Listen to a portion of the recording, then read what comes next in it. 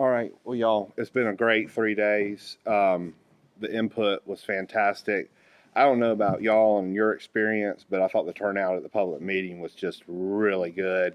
And I thought the input was real positive. Sometimes these public meetings, people can come in and get a little ornery, but I thought everybody was really just constructive and helpful and really good spirited in that. Reinforce where your team.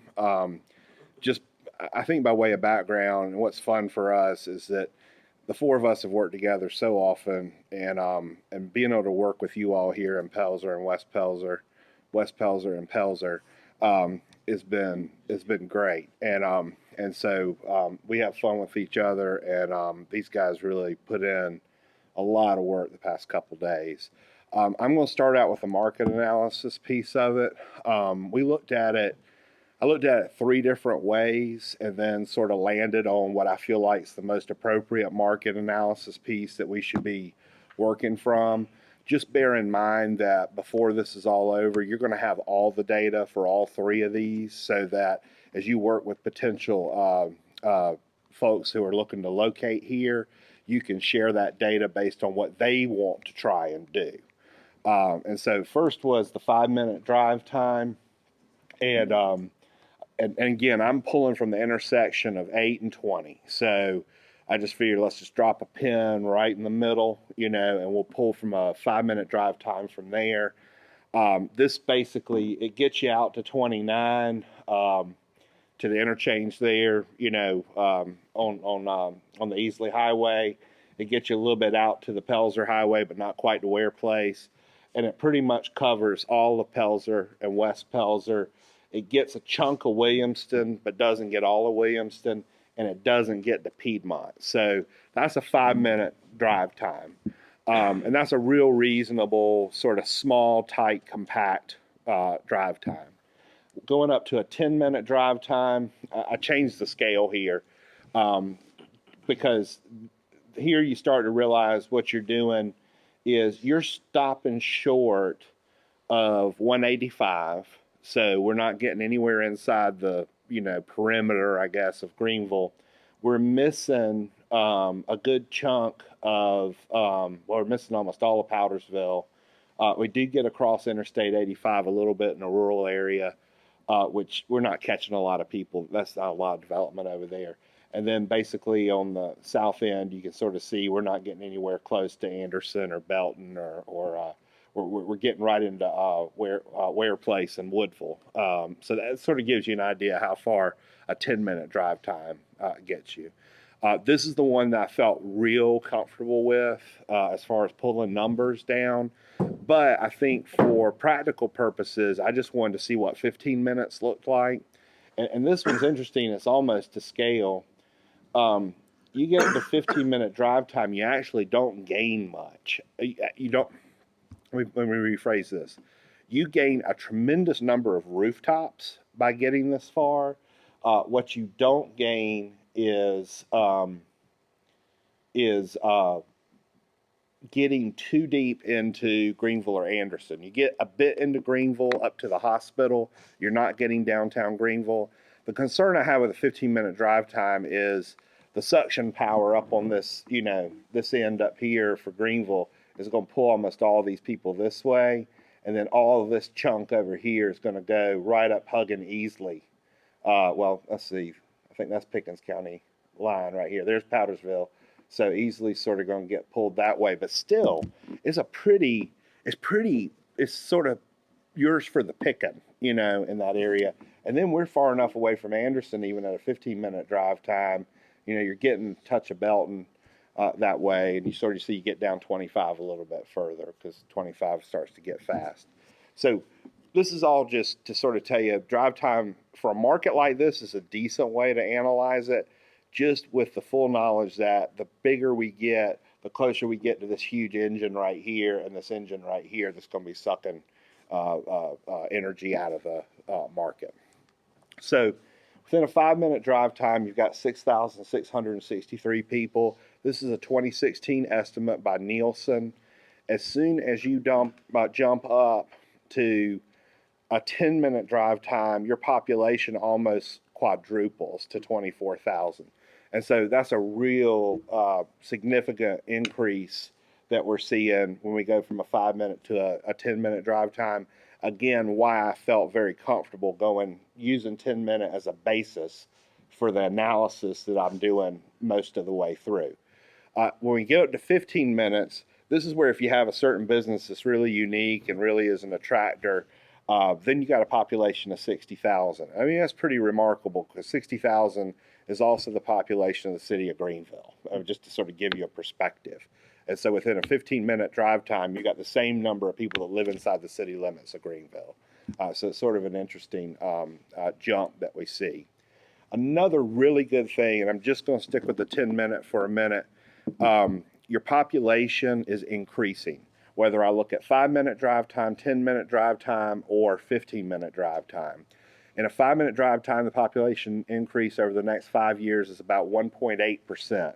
That population increases to 3.8% at a 10-minute drive time and a little over 5% increase at a 15-minute drive time. Basically what's happening is what we're all thought was happening, everything that we've all been predicting for a while. Greenville and Anderson and suburban Pickens, County, Powdersville, all this is growing our way, your way. And so you have been for a long time, sort of this middle point of this market that basically surrounds you on 3 sides, really flanks you on 2, Anderson and Greenville.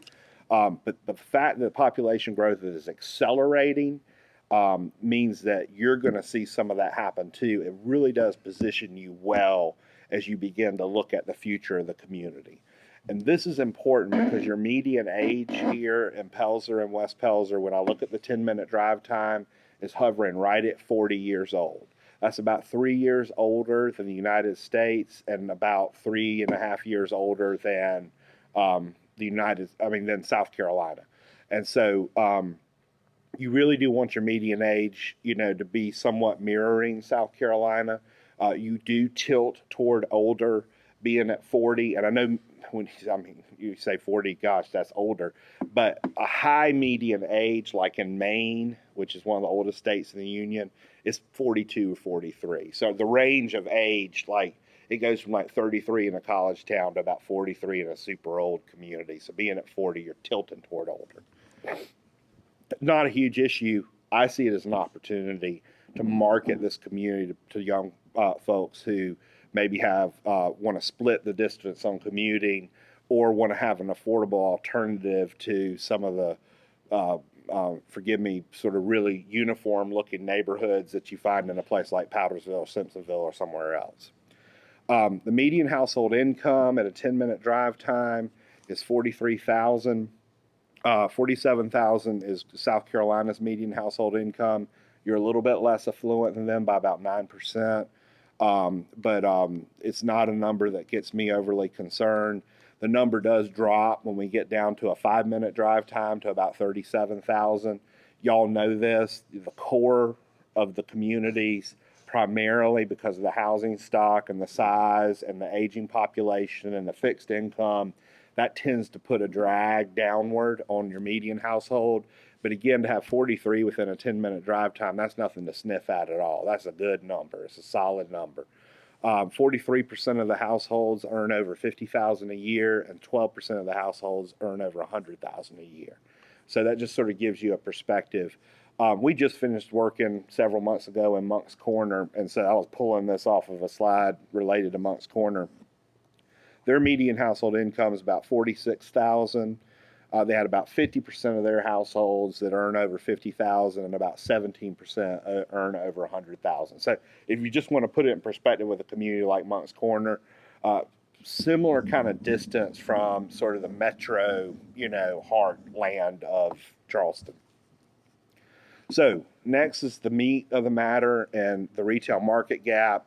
And I got to tell you, sometimes I look at this stuff and what I think may happen doesn't end up happening, and it makes my day. I didn't really feel like we were going to see a big amount of retail opportunity here, but the numbers just kept getting better and better the more I looked at them. So everything I want to talk about over the next couple of slides is we're going to look at what consumers buy. That's what they're capable of spending within these households, and then what stores are selling within the same geography. And so basically when stores sell more than locals buy, that's a market gain. When consumers buy more than stores sell, you're leaking sales. So if you're a market that leaks sales, that represents a market opportunity to capture some degree of those sales back into your market. Now, community like Pelzer and West Pelzer, you're going to always leak in some of the categories, but you can gain some of those dollars back in. So let's talk about this. At a 5-minute drive time, we got stores selling about $99 million worth of goods. Consumers are spending about $104 million. Your leakage is about $4.9 million at the end of the day. And so the fact that very close in we've got market leakage, it's a good indicator, something that we've seen. You're not leaking in every category. Y'all got enough drugstores. You don't need another drugstore. If you look at a 5-minute drive time, your grocery store buy low is sort of satisfying what you need, but that changes. And so I'm going to break it down a little bit further as we get deeper in here. As soon as we shift, 5-minute drive time, really, this isn't much worth looking at. So I'm going to move on to the 10-minute drive time, and I want y'all to watch these numbers change as you jump from a 5-minute to a 10-minute. Remember, your population is almost quadrupling in that time. So you're going from 98 million, your stores go from up to 205 million in sales. Consumers are spending $391 million. You're packing up $185 million every year and sending it out within a 10-minute drive time.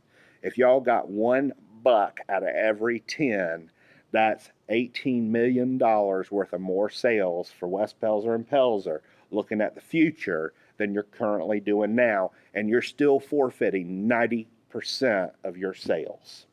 So the opportunities here are robust. They're good. It's a matter of telling the story and positioning this community to capture this back in. I just want to show you the 15-minute drive time because my fear was once we got up to 15 minutes that we were going to start catching some retail that was sucking some of that dollar away. Well, lo and behold, if that did not happen, at a 15-minute drive time, your number jumps up to $367 million of leakage. And so it is remarkable what the opportunities are to capture dollars back into Pelzer, West Pelzer, from the local area, the regional area, and so forth. So everything I'm going to talk to you about is a conservative estimate. I'm basing it on a less than 50% capture rate. I basically am having those numbers. I'm basing it on low sales, or relatively, I say low sales, relatively normal sales per square foot numbers. I am not accounting for growth, and I don't account for visitors. I am only looking at the 10-minute drive time when I'm showing you what I'm showing you. So probably the most robust category and the most important one is dining. You're looking at $18 million a year worth of leakage in a 10-minute drive time. It runs across the board for full service and quick service. It looks like you can support, with about 50% capture rate, 4 to 6 restaurants right away with no growth. I would split those in half and say it's probably 2 quick service, 3 quick service, and 3 sit downs. And so anybody poking around to look at fast food, if y'all got a site, that's probably something that you need to be aware of. And then certainly the sit-down restaurants are one if y'all have got opportunities for that. And certainly these guys are aware of these numbers and they're drawing the plans according to what we shared on that. The other one I like is food away from home. At a 10-minute drive time, when I take specialty food and grocers and combine it together, we're looking at about $20.6 million a year in retail leakage. A typical buy low does about $40 to $50 million in sales. So what we're looking at is probably a specialty food store of some type, cheese, honey, like they've got in TR, some of that kind of stuff. But I also think you've got the potential for a small footprint grocer like we see coming into the market that that maybe wants to go head to head or near a mainline grocery store. And so your capture rate on food away from home tends to be a lot higher because people like to shop in a grocery store close to their house. And so I tend to think that this is a good estimate for y'all. Clothing, this is a really tough cookie. People like spending money on clothes away. They'll drive far. You're looking at about 15 million in leakage. I think, something curated. I mean, consignment, baby specialty store, something that sort of knows the market is worth looking at. Just don't go flipping over backflips trying to get some sort of, clothing store. If someone's interested in coming in, I think it's an opportunity for you. And then finally, we're looking at furniture and home furnishings. And I didn't do this just to stroke Mayor Sanders' father's ego, but we're looking at, $6.2 million in leakage every year. I think 1 to 2 furnishing stores, vintage home accessories, all that would be supportable with a fairly conservative capture rate in the community. I didn't get down into the weeds, but you've got leakage in almost every other specialty category. A lot of what I see happening, with the exception of maybe grocery stores, is going to be at this point, and grocery stores and fast food, that's going to be more your chain kind of activity.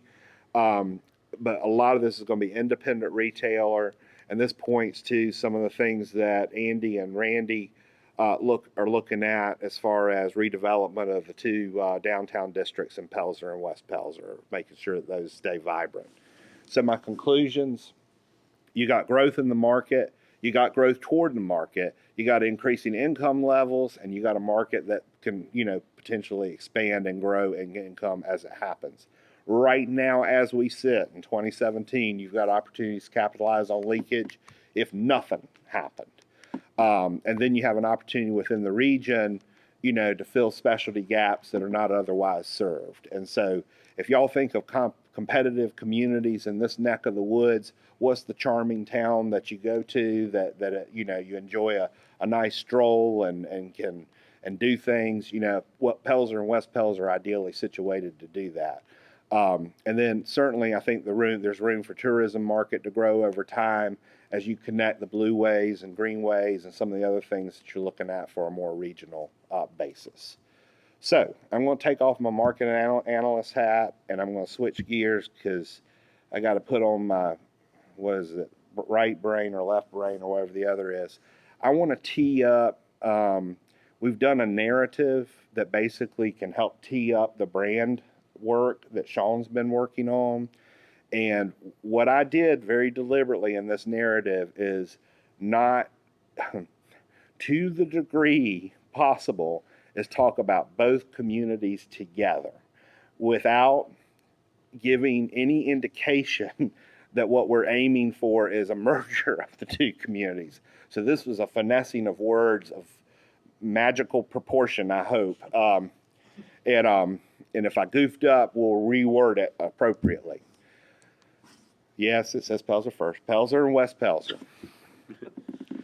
Our community's history dates back to pre-settlement, when the Cherokee used this land and its proximity to the Saluda River as a place to hunt, fish, and gather.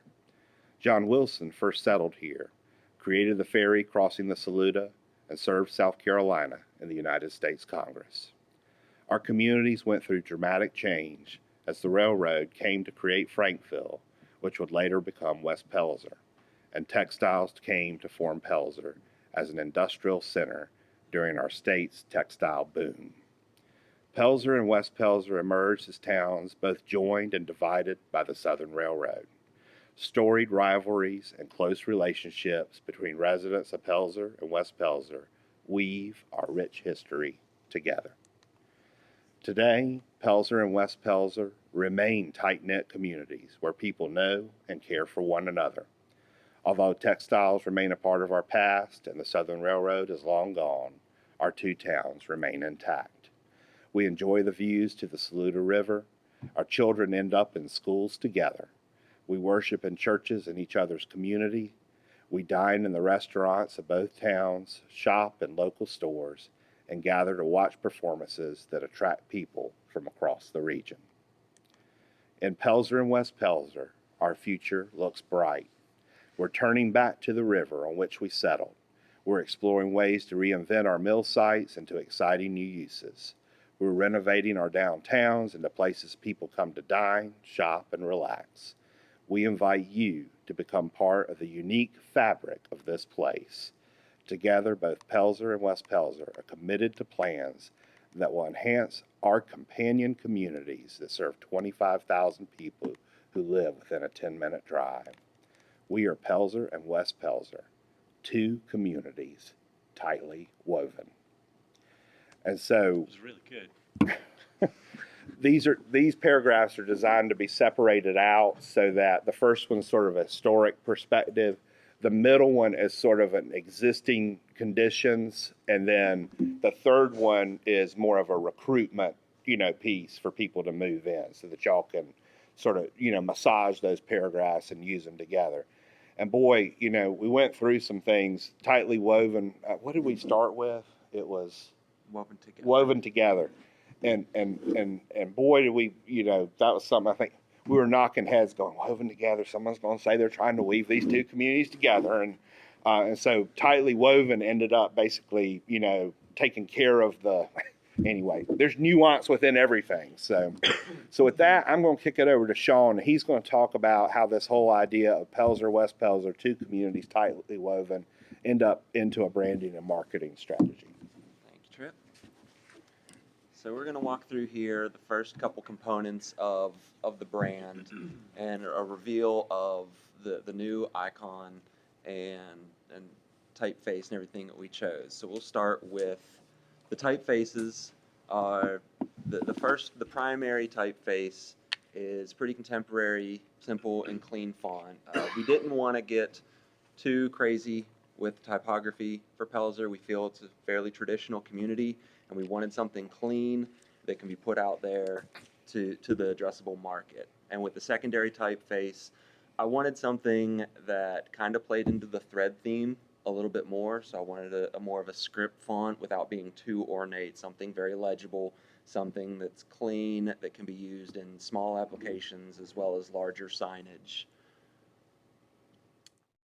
So we're looking at some colors here, and this is actually a pretty good representation, I feel. A lot of times, a lot like the screen. It does. A lot of times with projectors, it's always a cautionary tale of how it's reproduced, especially on paneled walls in a community center. But this looks pretty good. So for the primary colors at the top, wanted to stick with more of the natural tones and the brick color that is very predominant in the area with the old mill bricks and a lot of the old structures in the main street corridor, and then a nice complementary tan, but also wanted to bring in a coordinating green and blue so that we can work into some extensions, whether it's Parks and Rec or the blue and green, blueways and greenways concepts, and then just more of a neutral gray to sort of help coordinate with each of them in different pairings. And so here is the logo. And as you can see at the top, we've gotten a woven pattern that we feel takes a lot of different meanings if you look at it, with the two communities that are intertwined, living next door to each other, separated by two roads basically that cut through, creating another woven pattern. And even below there, without the icon on there, there's two lines that act as a simple underline for the main typeface, but as they cross in the middle again for letterhead and other purposes, that can be just kind of convey that unity between the communities. And then below that we have, for Pelzer, we use the two communities tightly woven for more the destination, because outside of Pelzer and West Pelzer, most people don't know that there's a distinction or really care if that there's a distinction. They just want to go, whether it's a restaurant, whether they're going to Milltown Players, they're going to Pelzer. And so once they get here, the distinction gets a little bit more granular as they arrive. Here are some of the variations for it, where you can see it's used in different colors and on different backdrops, bringing the white in to add more contrast. And in the top, you can see how it pairs with South Carolina as well. And this was one of the things that we had started down more of a monogram route. And after talking with Blake, he brought up a very valid point about wanting to be able to use the iconography and the typeface and everything for West Pelzer independently, but with Pelzer sitting next to it at any given moment. And so that's why we went with more of an icon. And as you can see here, by bringing West into it, you're retaining that core Pelzer identity, but we're giving West Pelzer its own unique version of it that it can use. And here, instead of the two communities, we just do tightly woven for West Pelzer. And one other thing, Shawn pulled a little rabbit out of his hat. It's not easy to notice, but those of you in the room should know that the weave pattern up above is the opposite between Pelzer and West Pelzer. So every thread that's on top in Pelzer is on the bottom in West Pelzer, and every thread that's in West Pelzer is inversed. It's a little subtle difference, but the kind of thing that you can see it in a second. Yeah, Sorry. they'll that's all right. They'll come up. I would have forgotten to mention it myself. I'm sorry. It is those subtle things that gives a little bit of a unique identity. Y'all get to tell the story. Y'all get to sort of know the secret. And here they are paired up, and as you can see, what Tripp was talking about, the pattern is flipped, so the colors look a little bit more dominant in one than the other, as well as the line below is inverted, so down below West looks a little bit more underlined. Yeah, it's just subtle shifts in it, and it's very interesting to me the way the tagline works, where whenever you talk about Pelzer as a destination, you get to talk about two communities tightly woven, and then whenever you get down to just West Pelzer or Pelzer by itself, you can use the tightly woven with either community independently. But it's just so it works interesting ways. We just think it's sort of, I hate to say this, it's going to get too confusing if we ended up with two different taglines for both communities and then one together.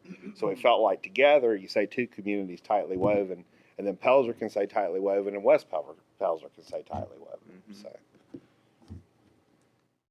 So bringing in those colors for another concept into talking about having the river access here and working on Rails to Trails initiatives and being able to tell more of that story could be very useful in the coming months and years. So I wanted to put this together and really felt that it worked very well with the interlocking woven pattern. Another thing that was interesting in looking at the woven pattern, how it kind of shifts from left to right, because I started with very rigid lines in a pattern, and realized with the motion that it conveys in this, it looks more like the topography of the community. You have the hills and the valleys, and so with this, and it looks more like fabric, whereas the other was so flat, it just looked like a crisscross of a street. So it's more like a tablecloth than an icon. So here's some simple wayfinding concepts and different district markers to delineate between the sides of the street as it is, and a gateway sign.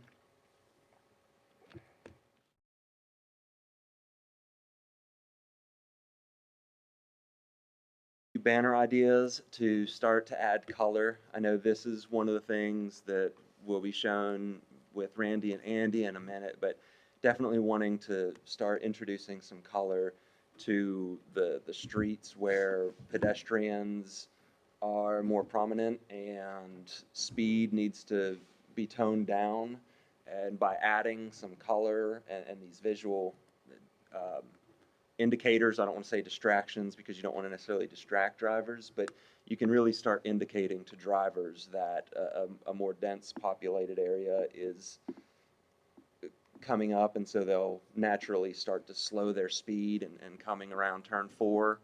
down there at the bridge on Levee is quite an intense experience, standing on the edge there trying to take photography as cars zoom by. But just one of the interesting things here that I started playing around with late in the process was the blue On the banner far on end. the right. Blake had mentioned getting a little kickback on one of his quick studies in logo design, that the bobbin he used was not used in the mills here. And so I think he had his hand slapped for that. So I took sort of the pattern that you would see on those bobbins and just to create a texture, just to create a little bit of background that you'll see carried over into the ads as well. But just another component to the overall system. So we get into a few ads here and wanted to talk about some of the assets that the communities offer together and what appeals to the people of the community and to the region, and how we can play around with the tagline as well. Here you have two communities, great dining. We had some good Mamma Mia for lunch today. Oh, so good. Yeah, we've got a couple slices left over if anybody's hungry. Many faiths tightly woven.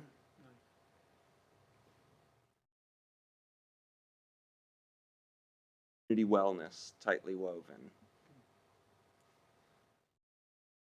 So with that, we're gonna. And we think there's a lot more expandability to this as y'all continue to have things, because you can take either two communities and then add the tagline, or it could be tightly woven on the end and you're doing something on the front. But what we wanted was enough flexibility as y'all do ongoing marketing that you could take that tagline and play with it so that people start seeing it repeat, either one side or the other repeat. So We will turn it over to the Andys. Andy's and Randy's. A Randy, an R Andy, and an Andy. Is the pointer working? Yep. Yes. Bottom, top. top. All right. Planning and design. And give me a second here. So, based on what we heard, saw, obviously from you all, from the community, we've honed in. Wait, bottom right. We've honed in on three particular areas, and I'm going to explain a little bit more about that in the next slide. But the three that Randy and I are going to talk to you about are Main and Holiday, Main and Hindman, and Levee Courtney. And purposefully, I'm not going to differentiate between West and Pelzer. And that's stuff that, Tripp's addressed it. It's really about establishing these little steps, if you will, and places that is common planner speak. But really, it's about establishing the there. And you'll understand it a little bit more as we get into here. An overriding, just quick overriding thoughts on as we go forward. One of the reasons that we're looking at those three areas is it's the concentrated effort of all of our work that comes together. It often doesn't make a lot of sense to say, well, let's do a project over here and let's do a project over there. And we'll do a branding study that might have some banners, outside of town. But when you can start to build the energy and a concentrated effort, particularly within one area in a downtown, it has a lot more energy and momentum, and things can tend to work together, and you see more success and results a lot quicker. Obviously, we talked about this yesterday. Everything has to be cost effective and implementable, which leads into feasible. In other words, you're going to see a lot of stuff here. It can't all happen tomorrow, but it can all happen with a plan. And a couple of these plans, it's a little bit more complex, but as we lead in, ironically, to the first site, what we've done is kind of give you a setup as to how that can happen in a phased procedure. So La Palma's here, Holiday Street, Main Street. I'm sure you all are familiar with this. I don't need to probably do as much with the geography of where things are. This is a large, obviously, asphalt area that La Palma has. You could probably drop another 2.5 restaurants on that site if you wanted that amount of parking. It's way over parked, which is a good thing. It's also two pieces of property, which leads into some opportunities that we foresee that ties into some work that and some things that Tripp told us. So interim, there's always opportunities, particularly at the corner of service stations and corner commercial facilities that have a lot of vehicular circulation in there. Sorry, dying on me. To just do simple landscape. Your fingers in the way. Genius. You cut out and you put in some planting. If there's wayfinding signage, incorporate those things. In particular, so right now that dashed line represents the asphalt that exists at La Palma. Really, that's all the parking that is necessary. So, an interim way to start to set this up as a long-term development site, as well as short-term things to beautify, make it easier for people to use, to access and park, is to just clean up the parking, go into a narrower, smaller bay. You could even start to alleviate and eliminate by pulling that asphalt out, which sets this up as a better development site. A larger part of that is currently the walk abuts the parking. What we'd like to do is to start to set the tone as a downtown by cutting out some of that asphalt, bringing in a stretch of landscape zone that could be 5, 6, 8 feet wide, so that you can start to put in some larger trees that set the tone that this is a streetscape and that there's something coming. On a micro, more smaller scale, there's definitely some outdoor area for dining terrace that could be added to the restaurant. There's a wall here, just some small landscape effort, and screening will help that out. One of the reasons that this parking is laid this way is then that you set yourself up for, Tripp mentioned there's some obvious opportunity for infill and other uses. What in a real simple term here is you just pick up on the development and pick up on the setback line that already exists along Main. Here's a new infill development. I believe that one is roughly 5,500 square feet, so it's sizable. You're talking about a restaurant here that I think is only 3,000 square feet. You tie into that parking, it always works better if you could tie the resources in together versus looking at this site separately from that site. Reason being, you'll get a larger footprint that may be more attractive to someone who's calling, and you'll get better efficiency with the parking internally. You'll get better parking numbers to provide to these businesses, and as well, you'll minimize the curb cut, which is always great for creating areas that are clean for pedestrians to walk along. And then again, picking up on some amenity opportunity in front of the building, landscape, screening, that kind of thing. So using kind of photo manipulation to illustrate the concepts that Andy just showed in plan, I think everybody understands where we are in this photograph. And there are a number of things that we understand you're going to be trying to address in the near future in ordinances, such as these portable signs, even grandfathering in, and hopefully at some point kind of bringing these down to more monument signs. And playing on the branding and marketing that Shawn talked about a moment ago, you now have additional opportunities for branding on water towers and things like that. So in the first phase, this just illustrates some of the things that Andy talked about, which were outdoor dining on the left-hand foreground of the building, and on the right, some landscaping, shrubs and trees prior to potentially an infill building over here, and the reconfiguration of the parking lot itself. Once we introduce the planting strip, then of course we can introduce additional street trees, and it's pretty amazing, frankly, the difference that moving from the pole-mounted sign to the monument sign made, and it's hard to see, but you can see that the logo is emblazoned upon the water tower. And of course now we can start applying the banners onto our existing poles. If you want to go ahead and look into the future, and I'm sorry. So what this did is, this is a very subtle thing. The first is, while the color might be offensive to some, the fact that you've put a lot of things in the foreground kind of diminishes it. But if you want to take it even farther and, write a regulation or a design guideline around, less saturated colors, that's all that this is showing, is just toning down the color scheme. And it's a subtle thing, but it does make a difference. In the next iteration, this shows many years into the future, if you want to drop in an infill building, then you've dramatically changed this entire site, and you've gone from this, which is almost kind of shocking, doesn't even look like the same place, to this, and it's both through aesthetics as well as through infill opportunities. Now we're moving sort of eastward here. Obviously, Chapman Park is here. Westies is going to be in that building. This is the future municipal building, main at the bottom. The church is here.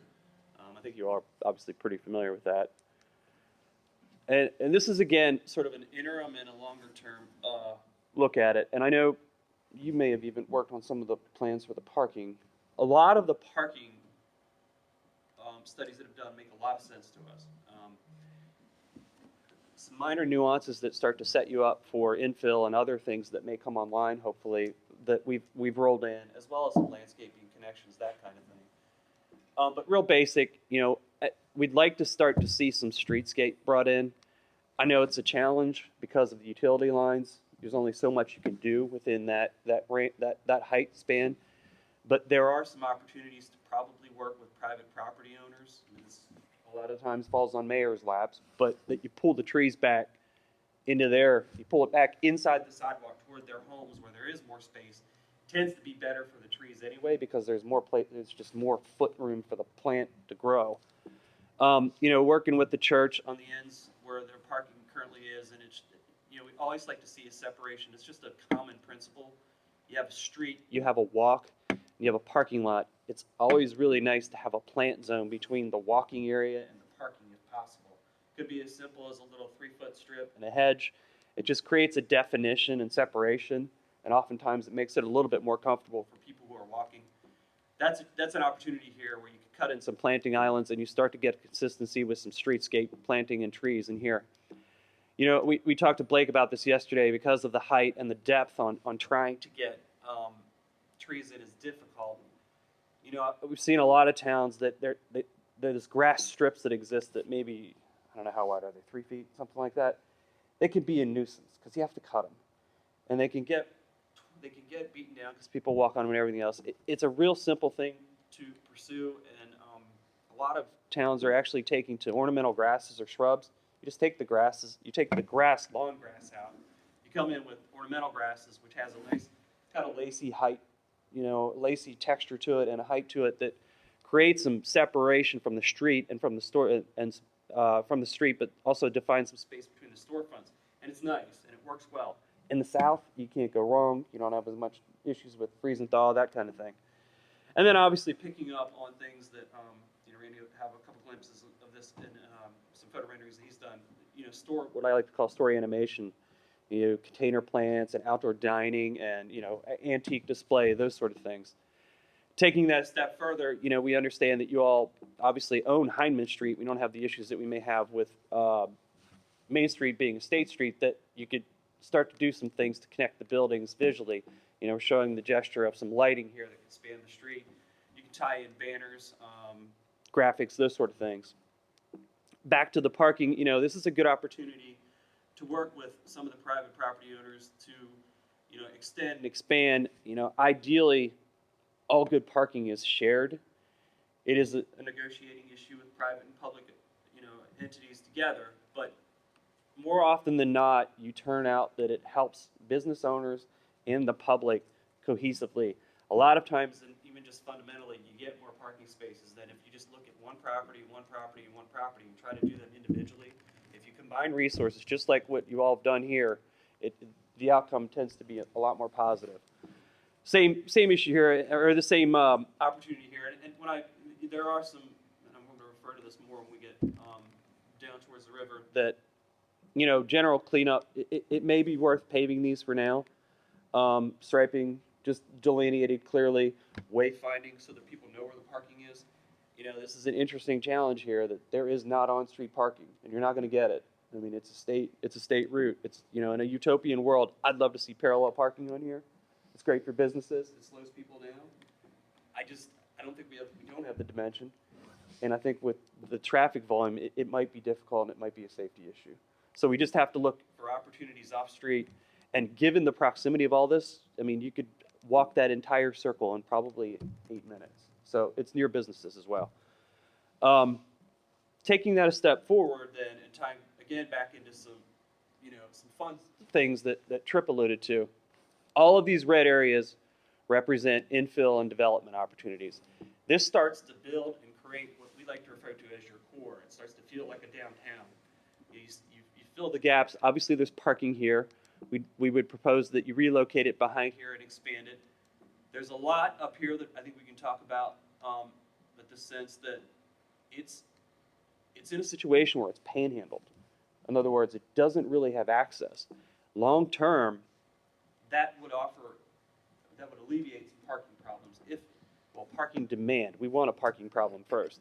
Parking problem means that things are going quite well with these businesses. Anyway, there's an opportunity to expand in that direction with parking as needed. In the northwestern block, this is the existing drive aisle of the parking that was just built. There's a lot of smaller retail things that are starting to pop up. I like to call them micro retail. This is a great spot for this one because it starts to build off of the park. We'd love to see that fronting on the park. You keep the drive aisle so that it's open so that people coming in through Main Street have good visibility in there. And it's a great opportunity to flank that building. This is a larger site. You realize it's currently in, it's a home that doesn't appear to be in the greatest condition. What this does do is it starts to build those four corners of not only development, but parking resources. If that were to be acquired, that's a significantly sized building. I want to say that's close to 8. I don't remember the exact number, and it's irrelevant at this point. But what it really gives you then is a parking resource directly connected to Main Street that has some substantial numbers that starts to cross-filter all of this energy and activity. And then again, longer term, this is currently the parking I know for Milltown. That's a good corner site that could start to activate and animate. This little building is really cool. It would be fun to see an active use in there that's starting to build on all that energy. So again, just to photo illustrate this kind of core area, in my mind, this is the 100% intersection for West Pelzer. It's the heart and the soul of the community. And we're going to build up this particular rendering in 3 phases, focusing on 3 different things. We'll first focus on the building on the left, the building on the right corner, and then kind of the public spaces, and particularly Heineman in the 3rd phase. My understanding is you've got a fish on the hook for an ale house here, right? Good significant nibbles. And so here's kind of an illustration of kind of that sort of active use, which, the nice thing about ale houses, besides the activity that they bring on the inside, is they tend to also generate activity on the outside and can offer, far more aggressive color schemes and signage schemes than other traditional businesses. But what I went ahead and showed are some improvements to the streetscape to illustrate not only visually, but especially just sort of fundamentally, this whole notion that sometimes the public sector needs to lead for the private sector to follow with investment. And you're going to have to do this delicate dance about which one comes first. Well, we need the private sector to step up before we can afford to do public sector investments. And typically, it's kind of a both-and situation. And so I've illustrated a little bit of, textured, whether it's true paver, stamped concrete, stamped asphalt, whatever it needs to be. And it's a theme that will play all the way down to the bridge in Pelzer, because one of the things that we need to do to slow down these speeds is to provide both visual changes in the paving texture as well as a tactile change where they feel rumbling underneath their tires to slow it down. So again, ale house on the right, and then in the future, the development, we put a coffee house based on the market numbers and based on kind of a retail target cluster of the other uses currently in the area. And the building, frankly, kind of sets up really well for a coffee house anyhow. And again, outdoor dining opportunities left and right. And then finally, again, since you own Heineman, you don't necessarily have to change the paving textures, but you could if you wanted to. But certainly, the addition of the string lights kind of creates that implied ceiling or canopy, almost a sense of enclosure where this is the floor, these are the walls, and the string lights, the Edison string lights become kind of the implied ceiling. If you so desired, while DOT's not looking, just paint, your kind of woven logo down on there is it's surprising to me what a difference that makes. I work in Allendale once a month. And when I go through the town of, oh my goodness, it's either north of Denmark, wherever Jim Harrison's gallery is. They're the home of magnolias or cottonwoods or dogwoods. And so they have a dogwood painted in the middle of each intersection. It's amazing. It's like, it just kind of makes you stop and think. And again, just to rebuild this all up, because again, the transformation is fairly remarkable between this, and of course adding the bannering that Shawn has proposed as well. Coffee houses work well for ale houses and people who need to sober up. Last area, as I'm sure everyone is familiar with, is Levy. The river's down here, and this infamous curve we have all witnessed in the last 3 days and survived. Courtney to the south, the old gym is here, the old hospital's here. Keep an eye on this existing parking area because we're going to make a few moves with that. You know, Randy just referred to you know, the four corners, the 100% corner type effect that exists in the last area. This is a unique opportunity to create the there is what I like to call it. A planner speak, they'll tell you that it's a place. And the big move here is that this becomes really it's a park, an open space that has a large lawn panel in it that has some flexible uses. It's flexible for many uses. And actually, let me back up just a bit. But that element exists here where it's a community type piece that has a lot of opportunity to it. We've got some gateway treatments that Randy has a really great rendering on as he's coming across, just as you cross the bridge here. We've got some recommendations relating to the strip center on the north side of the street. Obviously, we have a few thoughts on Levy Street, and then just really micro recommendations on just parking and how to handle that.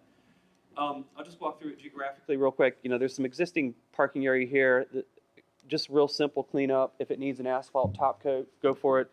Striping, we can cut in some planting islands. This goes back to that same conversation about creating a street edge, which I'll allude to a little bit more here when we talk about Levy. We'd like to propose to relocate this asphalt area and push that park element. Currently there is a park back here, but it's behind the parking. And could certainly use a little updating with play equipment, that sort of thing. You know, by pulling this all up to the street, what we really want to do here is to start to make this feel like town. There's no easy fix for the truck traffic. You know, we did copious amounts of mental time on how to deal with what happens vehicularly through here. The best solution we feel is to deal with it in the psychological and planning sense, in that we want enclosure. We want to slow them down. Hopefully they get ticked off and they'll stop driving this way. We want them to feel like they're driving through a place that trucks don't belong. Cars, what we want is for the people going to Clemson to say, wait a minute, what's going on Smythe Green today? Yeah. Why are they having a party there? We ought to stop. And this goes back to this park notion here, where we heard loud and clear through input that, you know, y'all need flat space for people to have events. So part of what Andy has done here is that parking lot that faces Levy Street is flat as a pancake. And so if you can imagine a wedding reception that either happens in the hospital or in the gym or whatever it is, he's showing an outdoor pavilion adjacent to it, which is the red roof building, and then that could spill out into the green as well. So you have an event space where things can happen. And of course, this could be a real easily PARD-funded, you know, project over time. So, And, you know, dovetailing that, you relocate the parking to the rear, which is pretty simply done. You know, option for a new playground location that would work quite well in tandem with the gym. You know, we'd love to see a use that comes back online that certainly embraces and enhances everything that's happening there. The corner of Courtney and Levy, you know, offers a nice little space to create a plaza area, particularly when you're coming in this direction. Corner of Murray and Levy, you know, it's currently vacant, but this again is a good site. It's a very high visibility site for some infill development. You know, we'd encourage to put that building out on the corner, capture that corner again, trying to close that visual distance as cars are traveling through. And, you know, I was willing on the negative part. We want to deal with those trucks, but Tripp's right. The more important aspect of that is we want to get people out of their cars and into this area as well. You know, gateway treatments come with signage. It's for whatever reason this portion of the drawing didn't scan very well, but there's some landscape enhancements we can incorporate there. Crosswalks, obviously. You know, the lighting, banners, hospitality, and radio for that shortly. again, extending the streetscape where we've got the dimension, real trees brought in, tall, started to define that. This is a tricky area. Mentioned, obviously one parking attack retail center. There may be, again, the treatment that I discussed earlier about just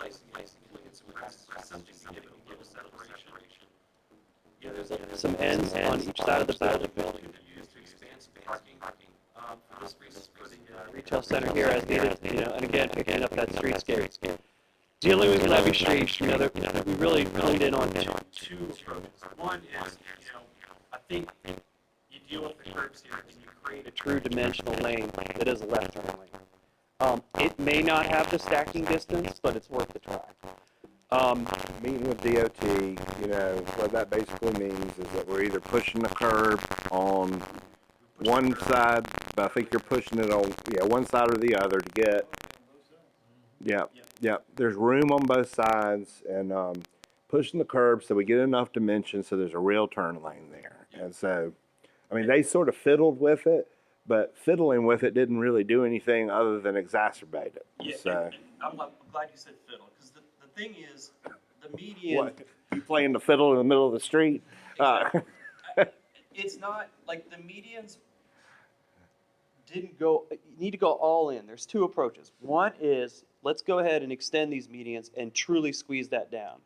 The current median exists here and here. To really make that work, it would be best to extend the median so that you really pinch it. You obviously leave a left turn access into that parking area, but you really want to bring that volume in.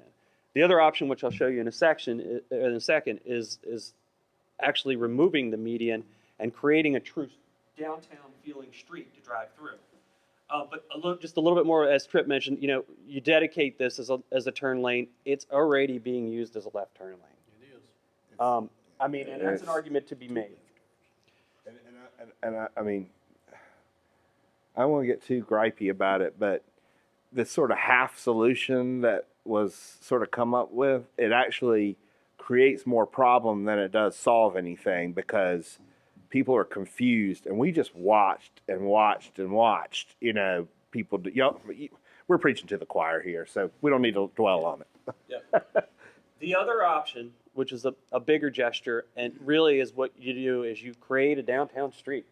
You move this curb line that exists on the north side of the street in. You narrow these two lanes to a 24, 28-foot range. You create all this zone then behind there that you can now do planting and do a true streetscape. And I have stacked these trees in about as tight as you can in an urban environment. You introduce street lights, banners, graphics that really starts to truncate that thing literally. You keep the turn lane and the same gateway situation and treatments that we just talked about till here, but then you really start to capitalize on narrowing the road there. Obviously that takes the median out, but then you also can start to foreshorten that dimension across the street by adding crosswalks and connections to some of the uses, particularly as this green and this area starts to come online with activity. These connections become more valid, especially if you've got retail uses that people that are using or enjoying these spaces are going to across the street. I tell you, this solution here, this is the one that really adds value to the property. This is the one that makes this property worth it. And so, we recognize the challenges, but, sort of half doing stuff, I think this is a solution that's worth looking at. So, Randy, I'll let you. No problem. Thanks, Andy. So we have two remaining renderings in Pelzer as well, and we're going to start with the one for the strip center. And it only shows the first option that Andy alluded to, which was just adding an additional kind of landscape strip on that side of levee. I didn't have time to show that, as well as removing the medians and narrowing the roadway and everything. But frankly, part of the intent of this was this one was more about architecture than the roadway, even though we're going to talk about the roadway.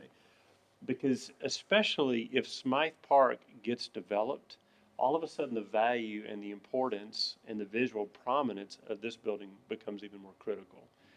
And what I'd like to do is show some very simple gestures to kind of unify and make the entire shopping center, in my humble opinion, look a bit better. And so again, much like the one we did at 100% intersection, we're showing two things at once. Number one is the public sector is leading with some public sector investments and improvements that make the overall environment look better and kind of prime the pump for the private sector to follow. And again, the one that we're really talking about is let's really enhance and beef up these crosswalks.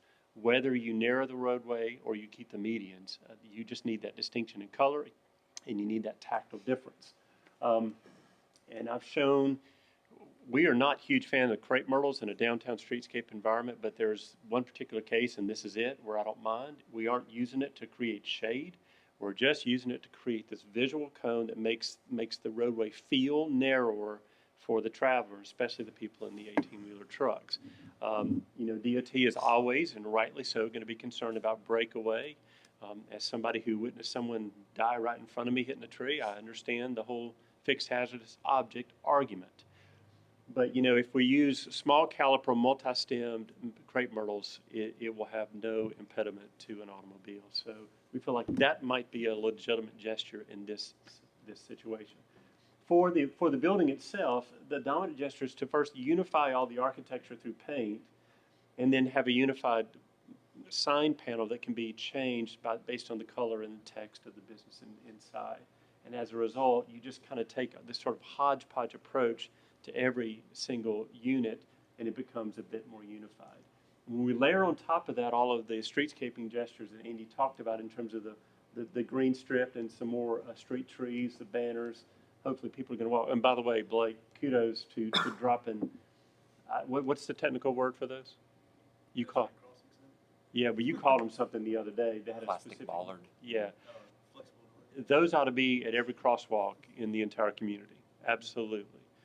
Just to, well, Roger saw me. I mean, I took my life in my hands, literally, trying to take my photographs into downtown this area because you step out, no one's stopping, no one's slowing down for you. And so we've really got to remind them about the laws of the land. So now we're going to move on down to the gateway. And again, I'm so glad that Roger was my God's witness, eyewitness of how dangerous this was for me. He would honk when there was a car about to hit me and I'd get off the road. And so just for fun and giggles, this is what it feels like. Turn forward Talladega. I mean, it's amazing. People come around that corner and they are not slowing down by any stretch of the imagination. And so to become serious again, this in our minds is where you arrive in Pelzer. I mean, you have just crossed the bridge and this is what greets you. And right now there are some, but not enough visual clues to try to persuade you to slow down. You would think that with all this up here and with the curve going uphill, it would, but it really doesn't. And so all of the devices that Andy showed you in plan, I want to illustrate them in 3 dimensions and show you how we might gain some traction and giving some people something to look at as well as pinching the roadway. So starting from the right, moving to the left, we're just going to first of all just take this enclosure, and you've probably seen this 1,000 times now in towns, where they simply take vinyl wraps and they wrap transformer enclosures. And so take advantage of that as a, if you will, a small billboard of some element of your history.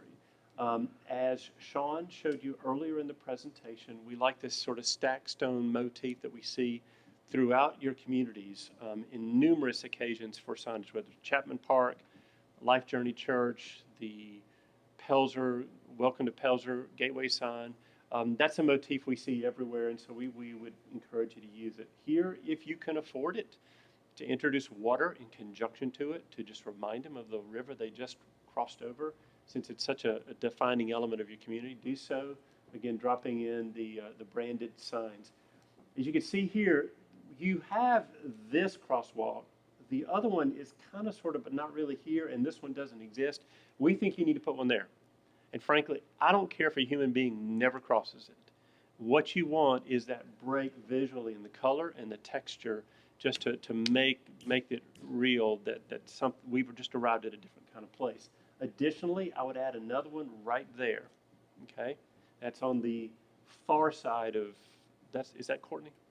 That's Murray. Murray. Yeah. But it catches the corner where it should be. Correct.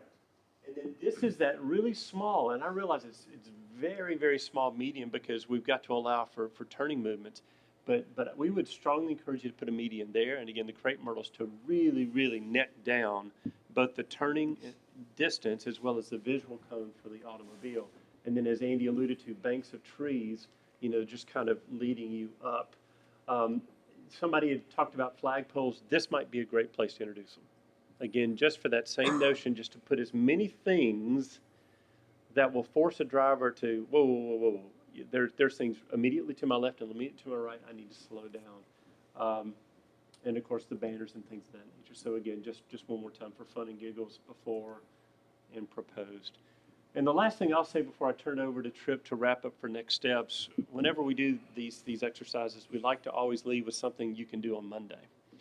And there was one thing that we kind of noticed, the main thoroughfares tend to be fairly well kept up and picked up and clean.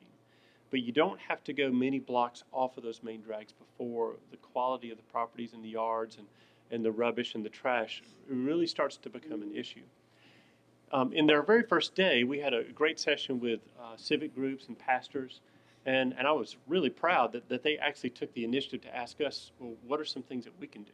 Is there anything we can do to help in this process? And we immediately thought of community cleanup, because if you could rally the churches and rally volunteers for the purpose, and of course volunteers and private citizens for the purpose of community cleanup, that's a great thing. But here we may encourage you to do community cleanup slightly different, the way we proposed in Lockhart, South Carolina, many years ago.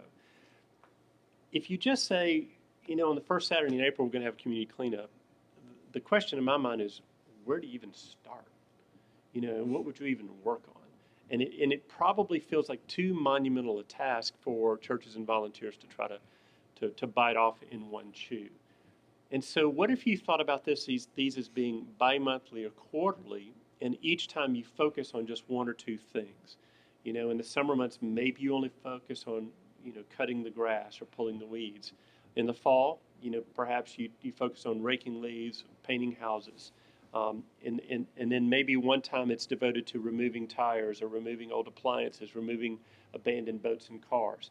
Just break it down into manageable chunks so it's not so overwhelming. And I think the last benefit of this approach is we don't want to paint in people's mind that community cleanup just happens one time a year. This needs to be something that's kind of a perpetual habit that we get in. But reward the people who help you with really well-designed swag, whatever it's called, using the great brand that Shawn and them came up with, and you may turn out people to really help you. So next steps for us, we'd love to hear feedback from you, and then things you may want to see us tweak or massage or pay a bit more attention to. There's room, for us to do that and get your feedback, and then from there we will make those revisions, additions, subtractions, or whatever they may be, and then hopefully communicate with you all. I'll probably do another meeting with you all sort of as a steering committee, and then we'll look at planning the presentation with both councils. So with that, we'll put this on pause and